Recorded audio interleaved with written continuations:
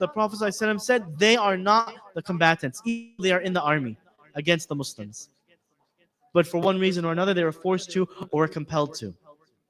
Similarly, in this case, an army will one day come and attack the Kaaba, and all of the earth will swallow them all up. So the punishment or the adab in this dunya will strike all of them. But when it comes to the matters of the akhirah, what was in their hearts is what Allah subhanahu wa ta'ala will take into account. That is to say that if their intention was not to harm the Muslims or to not commit an evil deed, Allah will not account them for evil then. And that's important because subhanAllah, we have situations where sometimes the only job you can get is a job with something that's haram. Sometimes you find yourself in the company of people that are not very good and you can't leave them. Maybe they are a people that Allah hates, but you don't wish to be repeating what their evil is doing.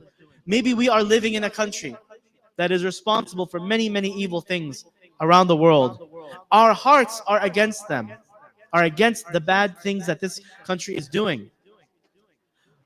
It doesn't mean that we support everything just because we live here. And similarly, we should think this for other people, that perhaps there are people that are innocent, even though they belong to a group that by and large is responsible for some evil. Maybe from among them, there are people that are not. An example in our current times, we have, of course, the Zionist state of Israel that is evil and committing a lot of atrocities. But we know from inside, many people are speaking out and they do not support this from the Jewish people.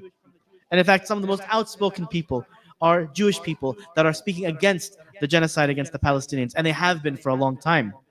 So we cannot say all the Jewish people support Zionism, or all, which the Zionists would like to say that. We can say that there's the Zionists and then there's the Jewish people, and they do not 100% overlap. Similarly, the intention of people will be what Allah subhanahu wa ta'ala will judge on the day of guidance. Even if Allah were to destroy an entire nation, that is not to say everyone in that nation was evil and worthy of being punished, but this is the sunnah of Allah subhanahu wa ta'ala, that His punishment would encompass all of the people present if there is a nation to be destroyed. So I think that's enough for this topic. The point is, in this world, we find ourselves in situations that we don't have 100% control over. Know that Allah knows what is in your hearts. The best is to leave whatever evil situation or whatever evil people that you can. If you find that you cannot, for one reason or another, 100% dissociate from that, at least your intention is what would save you on the Day of Judgment. But it's always better to avoid even being in the situation. Just as there were people that were left behind in Mecca that did not do hijrah, what was in their hearts, Allah knew, but they were not necessarily at the same status as the Sahaba who gave up everything and made hijrah, or the ones who stayed back. They stayed back maybe for one reason or another, so that they were forced then to fight with the Quraysh when they fought against the Muslims. Obviously, that's not a good situation to be in. But again, Allah knows what was in their hearts, and that is what counts on the Day of Judgment. So it's an important distinction to make, an important idea to cover, that someone's end in this life and what group they were with does not necessarily reflect what is 100% inside of their hearts. Allah knows what's in their hearts, and Allah knows what's in our hearts. Allah knows if you had to do something by force and you didn't want to, Allah subhanahu wa ta'ala will account for that on the Day of Judgment, inshallah.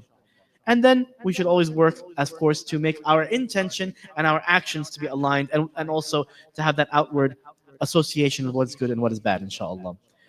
So if I said anything that is good, it is from Allah subhanahu wa ta'ala alone. And if I said anything is bad, it is from myself and from shaitan. We ask Allah subhanahu wa ta'ala to help us to purify our intentions, to give us the sincerity, the ikhlas in all that we do.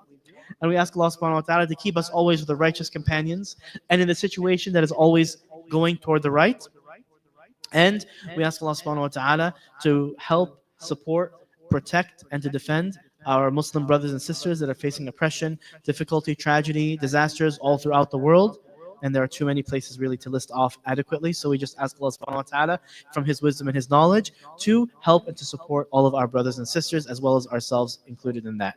And we ask Allah subhanahu wa ta'ala for the very best in the dunya and the akhirah. رَبَّنَا آتِنَا فِي الدُّنْيَا حَسَنَةً وَفِي الْآخِرَةِ حَسَنَةً وَقِنَا عَذَابَ النَّارِ سُبْحَانَكَ اللَّهُمَّ وَبِحَمْدِكَ وَأَشْهَدُ أَن لَا إِلَهَ إِلَّا أَنْتَ وَأَسْتَغْفِرُكَ وَأَتُوبُ إِلَيْكَ جزاكم الله خير. السلام عليكم ورحمة الله وبركاته.